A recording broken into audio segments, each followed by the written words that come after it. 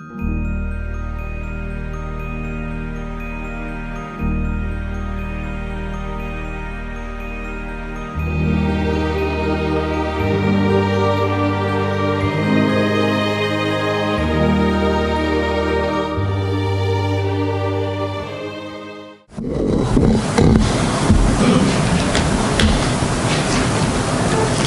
brothers in Christ.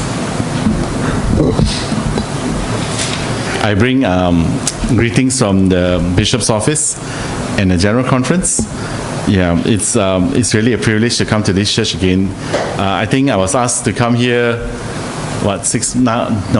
nearly 10 months ago, because of the annual conference meetings, and this is when all the lay people have to go and do their jobs, right? For the bishop, I think this is this annual conference is the last annual conference meeting that he is going for. It's really a very tiring time for him. I meet him always in my office, and usually a bishop is a very cheerful person, but these 2 weeks he has been really very tired, and you can actually see it in his face. Right? I'm sure he's really happy that this is the last annual conference meeting.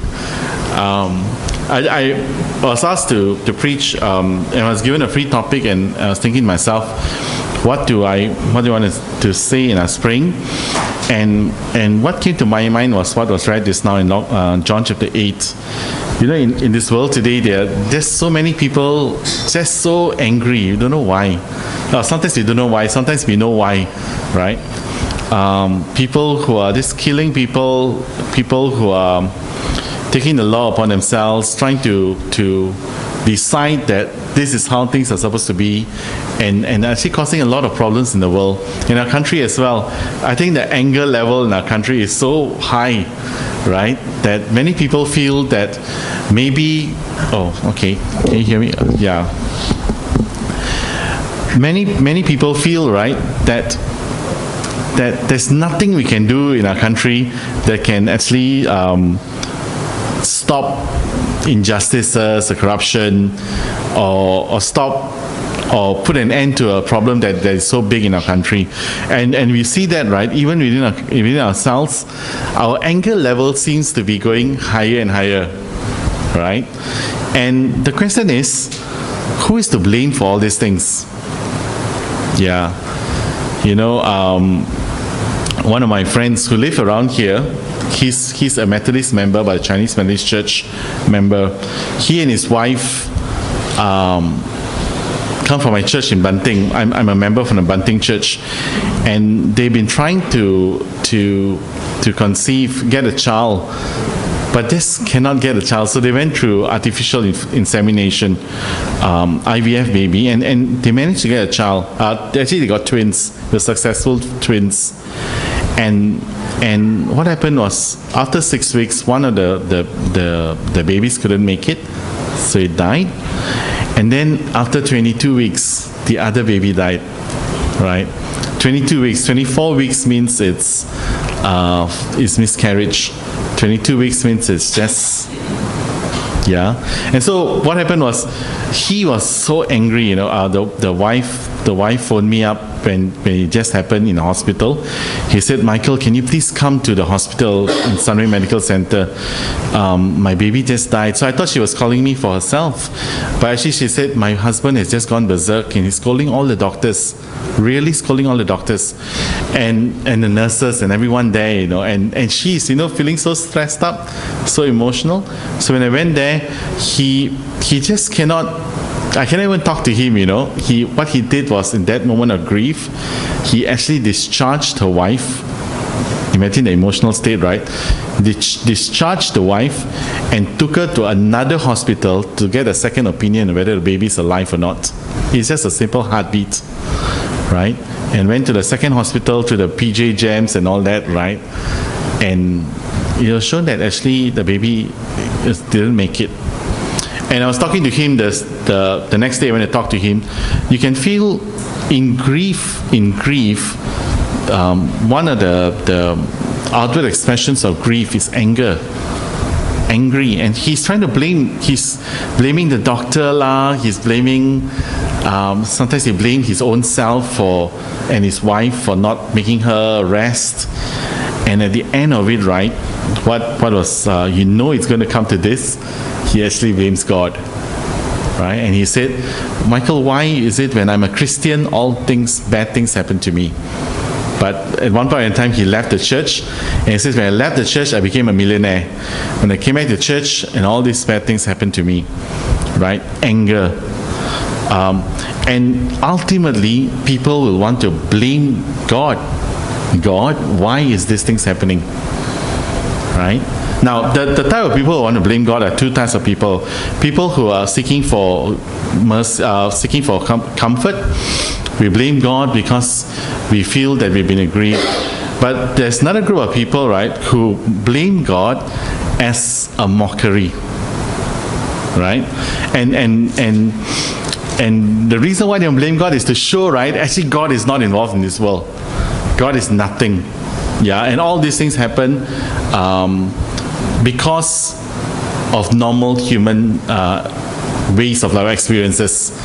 And God, when He says He loves us, right, He doesn't do anything. Yeah. In this story, when the woman caught in adultery, it's such a tragic story, where this woman who was caught in adultery, she really did something very wrong. Okay, let's not try to romanticize her and say that she's just a poor bystander who was just being used by certain people. She was a person whom at that time was caught in adultery. How would we infer to this words? They had just finished the Festival of Booths, or Festival of Tabernacles, right? And that's 7 days in that festival. No one was supposed to be in their homes, right? And when the festival ended, everybody went back home. They would have actually found this lady and also a man committing adultery. Yeah, so she really was a woman who had done something very wrong, or was doing something very wrong.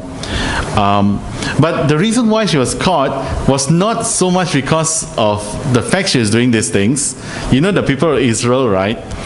They seem to be very picky on who gets punished and who doesn't get punished.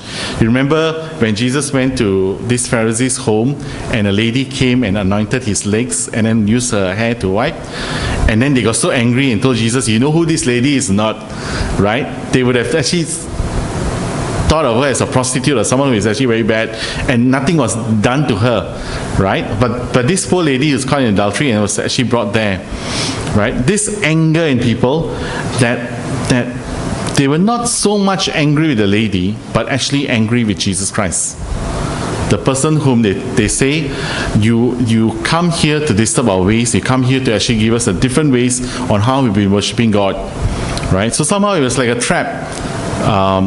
Their anger towards Jesus Christ caused them to do this trap on Jesus, not caring about what the lady was going through. Real anger, yeah. Real anger sometimes causes us to do very, very terrible things. That's why God, when He told Abel, He says, sin is crouching at your door if you don't control your anger. Right, and if you don't control anger, something terrible is going to happen. And we know what what Cain did. Cain went and killed his brother because of that, right? And how was this a trap upon Jesus? Was this woman caught in adultery? If you were to follow Jewish law, you are supposed to stone her. The Levitical law will actually say that your punishment is death. Adultery is actually punishable by death. In fact, it's part of the 10 Commandments where you should not commit adultery. But to actually charge her with a death sentence or give her with a death sentence to kill her would mean that you're actually going against Roman law. Roman law, the Romans, for that adultery is not a big issue at all, right? Roman law will say that only the Roman Empire can actually pass down criminal death sentences on people. Yeah. So Jesus, this is actually a very good trap, because if Jesus says kill her, He's following Jewish law, but going against Roman law. And if he goes against Roman law, if she dies, Jesus will actually be charged with murder, right? So Jesus will die if she pronounces that. But if Jesus says, don't kill her, then he's going against the very laws that he seems to be preaching in Israel. Right? Don't kill her. What is your credibility in telling us about the law of Moses when you yourself don't follow the law of Moses? That's what people want. It's actually a very good trap. And all this power play that's going on, while this is going on, we don't realize there is a victim there who is standing there. Yeah, can you imagine the anger, the pain, the emotions that's going on? And I try to imagine what the lady was going there. Imagine, you must use your imagination, right? She's standing there. She would be feeling very afraid because in the next few minutes, she could die. Yeah, I could die. Or she's feeling very ashamed, right? For the fact that she is being accused of something which is a very shameful act. Yeah, and also if you're caught in adultery, you probably would not be wearing much clothes, and in temple, all guys only in a temple, and all the eyes are looking at her, and she will be saying, please don't look at me, stop looking at me, and guys will just be looking at her with this lust, or with this gaze of judgment, upon her. She will also be feeling very, very angry. Why? Because she would say that this trap seems so unfair. Because why they want to catch me? Why isn't the man here, the guy here? He also did it. Yeah. So so in that sense, right? She's feeling very frightened. She's feeling very embarrassed. She's feeling very angry. And the last one, right? She would also be feeling very guilty, thinking upon herself, right? How and why on earth did she come into this position? But the people didn't care at that moment of time. For them, it's more about how can we trap Jesus Christ. It's more about how can we actually blame God or tell this man who claims to be from God that you are not from God and you have to go away so that we can carry on our own ways. You see, anger, when we're actually very angry, we don't really see the situation for what it really is. Yeah. I think to myself, what's happening in Malaysia, people are really angry with the 1MDB crisis. Really, really angry. Right? Not just that, we're angry with so many things that happen in our country. So much more that Christians ourselves, right? We as Christians, people who are called to be ministers of reconciliation, in our anger, is actually losing sight of what actually is Christian ministry and Christian purposes on earth. And all we want to see is justice in this world. Yeah, no, it's not wrong. It's not wrong at all to see a closure of what's happening. But what's happening is that we have stepped back and say, we don't want to do anything with this country anymore. And you find that many people just leaving this country, or many people are just thinking about worshiping God and celebrating Christmas, and we are living in such denial of what's happening in this country. It's anger that's causing these things. While all these things happening, the lady is there. Yeah. People who don't know Jesus Christ in our country is there. People who are suffering from economic oppression is there, right? Standing there, oppressed, knowing they did something wrong, but also knowing, right, that they are just a pawn in a bigger scheme of what's happening in this world. Yeah. You know what Jesus Christ do? What did Jesus Christ do at this moment of time? It's so crazy that he started to go and write on the ground. Yeah. So imagine the girl is standing there, right? All the eyes are on the girl. And Jesus Christ goes and actually writes on the ground. Now, the more theological, people ask, what is he writing on the ground? More theological people say he's writing the 10 Commandments, I don't know, all those holy words. For me, I think he was just doodling. You know what's doodling? Mr. Melvin was my English and chemistry teacher, your visitor here today, when I was growing up in Banting. And I think teachers will know when students are not paying attention and they're just drawing pictures in their textbooks, right? That is doodling. Yeah. Now, I'm a youth speaker, so I use doodle rather than for older people. I use more theological words, right? You know, when Jesus was writing down there, everybody's eyes was actually trying to see what Jesus Christ was writing. And why I use doodle is because what Jesus was doing is actually very silly. Can you just imagine the tense situation at that temple where a woman may be killed at any moment? Anger just bursting out, right? And Jesus Christ, as calm as ever, just drawing pictures on the ground, right? And after drawing, he stands up and tells the people, if you have never sinned before, right, then throw the first stone. You can kill her, right? Anyone who has not sinned before can stone her. And then he goes down and doodles again. Now, let's come back to the doodling, right? What was Jesus Christ doing actually on the ground? We may never know, right? But we know for certain, the moment he went down on the ground to actually write on the ground, all eyes stopped gazing on the girl and started to gaze on Jesus Christ. You see, for Jesus, he knows what is happening, you know. He knows the power play that's happening. He knows that this is a trap. But he also knows there is a poor lady. She's not innocent, yes, but an oppressed, a fearful, a hopeless, and an angry lady there who has no way out at all. And for Jesus Christ at that moment of time, he was actually thinking of her. He did something silly to get the gaze of men away from the lady to himself. Right? You know, in this story, a few weeks later, Jesus Christ did another silly thing. Again, you know, people were so angry with Jesus. People were so angry that they wanted to trap him. They wanted to get rid of him.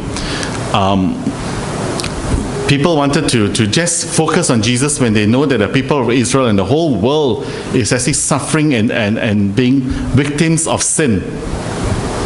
And Jesus did another silly thing. And that silly thing was to die on a cross. Yeah. When Jesus Christ was dying on the cross, all eyes that were faced on victims, on our own sin, on the sins of the world, actually disappeared. And we all were just looking at Jesus Christ and just curiously and thinking, right, what on earth is this man doing? Why on earth is he dying? Why is he being killed? I think even Satan must be rejoicing.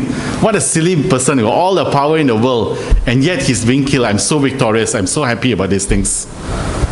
Not knowing, right, what Jesus' intention is always to actually bring upon all these things upon himself and to free the lady and to somehow in that 5 seconds or 10 seconds, right, while he's drawing there, to give her back some shred of dignity that she has lost on what she did. Right?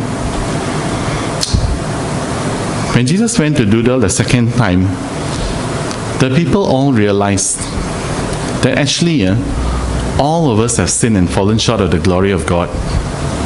All of us. And none of us actually have the right to actually question another person on why is he doing something which is wrong. Not we can question, but not to pronounce judgment on that person. Right? All of us has fallen short of the glory of God. We have sinned against God.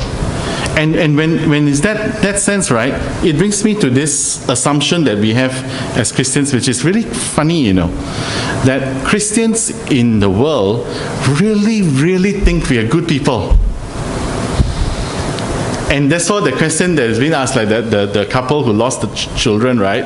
Why do bad things happen to good people when good things always happen to bad people? Not realizing actually, the crux of the matter is all of us are actually not good people. So the question that we need to ask is not why is bad things happening to good people. We need to be asking to ourselves, right, why are good things happening to bad people? Us Christians, instead of thinking why we are good people, why are bad things happening to us, we need to recognize that actually we are fallen people. And somehow in God's grace, good things are happening to us. That's why the Bible says that we need to give thanks in all circumstances. It's in God's grace that He actually enables us to live our lives in such a fallen state like this. Right? In our anger, in our quest for justice, sometimes we don't recognize that people too need grace as much as us. Right? And so when Jesus was writing down the second time, everybody recognized that actually we are also very sinful people, and they also went off. And now the lady, when Jesus got up the second time, he looked at her and said, "Has no one condemned you?" She said, "No one." And Jesus told her, "Leave, go, neither do I condemn you, but live your life of sin." What's amazing about that story, that part, is that for her, when she listened to Jesus and says, right, when Jesus told her, "Neither do I condemn you," she would have said, "Wow, I thank God for such a man. I thank God for such a person who actually is so clever that he has caused me somehow to actually escape this punishment. This man." But can you imagine, right? A few months later, she would have heard the story, or maybe she would have seen it herself, this man dying on the cross. And then 3 days later, she would be hearing it, or actually seeing it for herself, this man coming up to be alive. This word, when he said, right, "Neither do I condemn you," is not just a man telling you, "Neither do I condemn you," It is God himself who said, "Neither do I condemn you." Oh, I think it's amazing, for a lady to be able to hear that. "Neither do I condemn you." Initially, it would have just been a man. But a few months later, right, she will realize the person who told her he doesn't condemn her is not just a man, but God himself. Right? Jesus Christ, in the whole thick of the drama of the world, where everybody is just so angry with one another, takes away the whole glance or the gaze of anger upon himself by doing a silly thing. Right? In Christmas, why I like Christmas a lot, right, is that our whole Christian story begins with a baby. A baby, a helpless baby, who is God. And we go around telling people, right, do you know that God is a baby? Silly, right? But everybody who looks at a baby just marvels at life. Marvels at how cute a baby is. And when you look at a baby, right, all other gaze on the disappointments of the world, the hurts of the world just disappear, even if it's just for a short glance. Right? And that's why when I look at Christmas, right, Christmas, I think we really need Christmas at this moment in time in Malaysia for Christians. Because I think Christians are just getting too angry with the world that we are actually losing sight on what we are called to do in the world, to be agents of reconciliation. Oh, how I wish, right? Christians are, because we're so angry, right? We want punishment upon it's being recorded, right? The leaders of our country.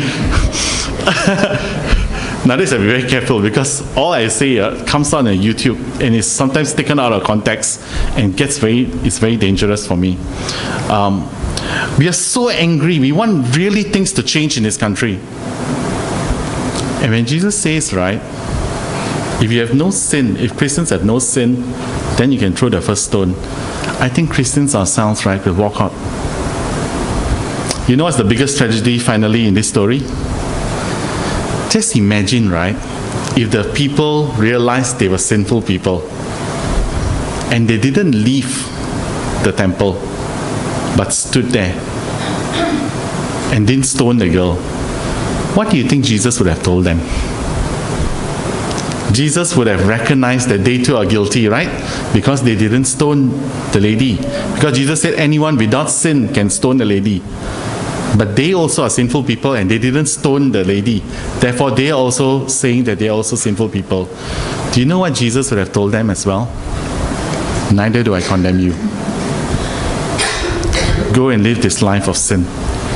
And the biggest tragedy, right, is it is the people of Israel, God's people who have been shown mercy at the final end, right, when God gave his son as the embodiment of mercy. They didn't recognize that at all. They didn't want to accept that mercy from God, but they just left the temple in pain. So for us as Christians, right, in our anger, in our bitterness, so this may not be in our country, like maybe our families, maybe our own schools or workplaces, you may be angry at a lot of people, right? I think what we need to do in response for us, right, we may not be the lady, but we may be the crowd. And I think, right, to take the guts to stand before Jesus Christ and the world, which is the victim, and also hear from Jesus that he doesn't condemn us as well.